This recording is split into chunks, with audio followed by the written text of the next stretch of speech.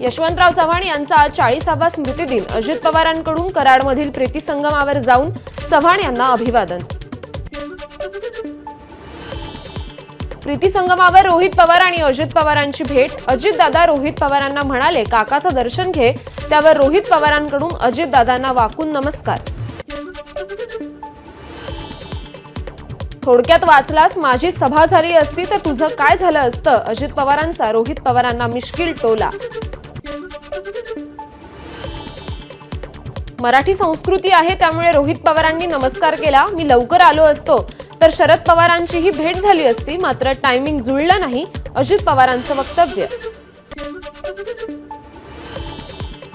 यशवंतराव चव्हाणांना शरद पवारांकडून अभिवादन। त्यांच्यासोबत यावेळी रोहित पवार, निलेश लंके, श्रीनिवास पाटील आदी नेत्यांकडून देखील अभिवादन।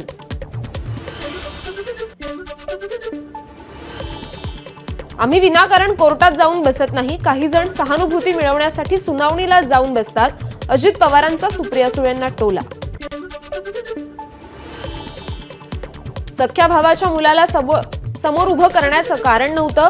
बारामतीत योगेंद्र पवारांच्या उमेदवारीवरून अजित पवारांचा शरद पवारांना टोला, तर जनतेनं सर्व बघितलं आणि कौल दिला। अजितदादांचं वक्तव्य। मुख्यमंत्री पदाचा काही फॉर्म्युला नाही, तिघे बसून ठरवू। अजित पवारांची प्रतिक्रिया। सरकारने यावेळी लाभ देणाऱ्या योजना दिल्या, त्यामुळे महायुतीला यश, असंही मत। मतविभागणीसाठी छोट्या पक्षांना सुपाऱ्या देऊन आपलं काम साधणं हाच भाजपच्या विजयाचा फॉर्म्युला। सामना अग्रलेखातून भाजपवर टीका। माझ्या मतदारसंघाच्या विकासाच्या आड कुणी आलं तर छाताडावर बसून निधी आणेन। उत्तम जानकरांचा इशारा। तर लाडक्या बहिणीमुळेच महायुती पुन्हा सत्तेत, जानकरांचं वक्तव्य। विधानसभा निवडणुकीत मनसेमुळे शिंदेंच्या शिवसेनेला 10 जागांवर फटका। मनसे उमेदवारांमुळे मतांचं मोठ्या प्रमाणावर विभाजन। वरळी, दादर, माहीम, विक्रोळीसह मुंबईतील अनेक जागांचा समावेश। एकही आमदार नसल्यामुळे तसंच मतांच्या कमी टक्केवारीमुळे मनसेची मान्यता रद्द होण्याची शक्यता। विधिमंडळाचे माजी प्रधान सचिव अनंत कळसे यांची माहिती। राज्यात झालेल्या पराभवानंतर मनसेची आज बैठक। मनसे अध्यक्ष राज ठाकरे उपस्थित राहणार। बैठकीत काय चर्चा होणार याकडे लक्ष। ठाकरे गटाच्या नवनिर्वाचित 20 आमदारांची आज बैठक। उद्धव ठाकरे यांच्या उपस्थितीत मातोश्रीवर बैठकीचं आयोजन।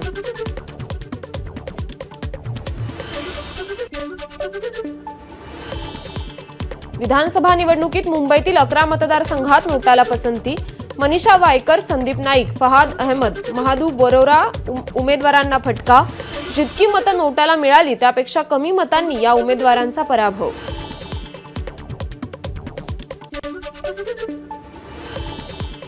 विधानसभा निवडणुकीत वैध मतांच्या 16% मतं न मिळाल्यानं मुंबईतील 345 उमेदवारांचं डिपॉझिट जप्त। डिपॉझिट जप्त झालेल्या उमेदवारांमध्ये 22 उमेदवार जोगेश्वरी पूर्व मतदारसंघातील।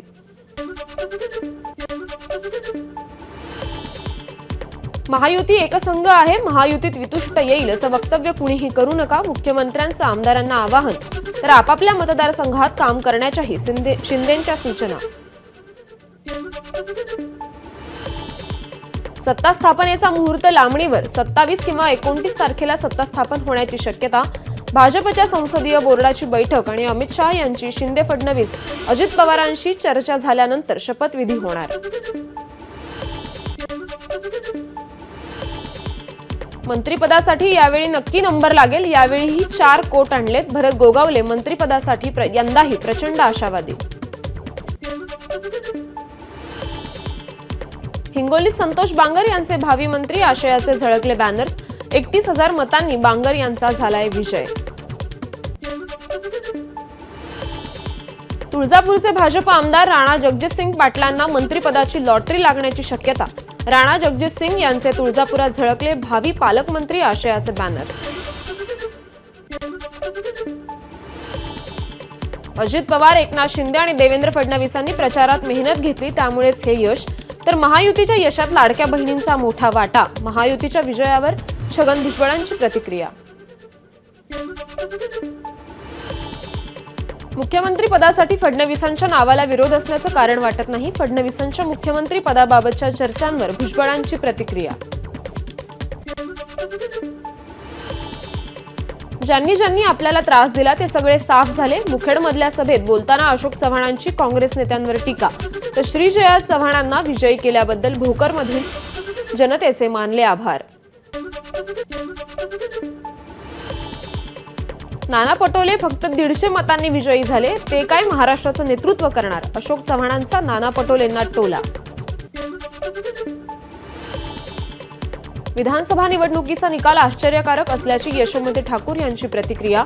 जे झालं ते संपूर्ण लोकशाहीच्या विरोधात. ठाकूर यांची टिप्पणी. अमरावती जिल्ह्यात महायुतीचा विजय. बच्चू कडूंना आगाऊपणा नडला तर नणंदबाई दबावाचं राजकारण करत होत्या. नवनीत राणांचा यशोमती ठाकूर यांना टोला. बच्चू कडू 20 वर्ष सत्तेत होते, मात्र त्यांनी विकास न करता नौटंकी केली, म्हणून जनतेनं माझ्यासारख्या सर्वसामान्य माणसाला निवडून दिलं. भाजप आमदार प्रवीण तायडे यांची टीका. यशोमती ठाकूर स्वतःचे खिसे भरण्यात व्यस्त होत्या. तिवसा मतदारसंघातून निवडून आलेल्या भाजप आमदार राजेश वानखेडेंचा घणाघात. मालवण पुतळा दुर्घटनेतील जयदीप आपटेच्या जामीन अर्जावर आज सुनावणी. गेल्या सुनावणीत स्ट्रक्चरल ऑडिट करणाऱ्याला हायकोर्टाकडून जामीन. खराब हवामान आणि वाऱ्यामुळे पुतळा कोसळल्याचा जयदीप आपटेचा याचिकेत दावा. लॉरेन्स बिश्नोई गँगनं आपल्याला आणि शुभम लोणकरला खोटं सांगून अडकवलं. बाबा सिद्दीकी हत्या प्रकरणी अटकेत असलेल्या शिवकुमारची पोलिसांना माहिती. गोकुळकडून गाईच्या दूध खरेदी दरात 3 रुपयांची कपात. दुधाची खरेदी किंमत 33 वरून 30 रुपयांवर. पश्चिम महाराष्ट्रातील सर्वच दूध संघांनी खरेदी दरात कपात केल्याची माहिती. सीएनजीच्या दरात किलोमागे 2 रुपयांची वाढ. परिणामी रिक्षाच्या भाडेदरात वाढ होण्याची शक्यता. भाडेदरात प्रति किलोमीटर 2 ते 2.5 रुपयांची वाढ करण्याची रिक्षा युनियनची मागणी.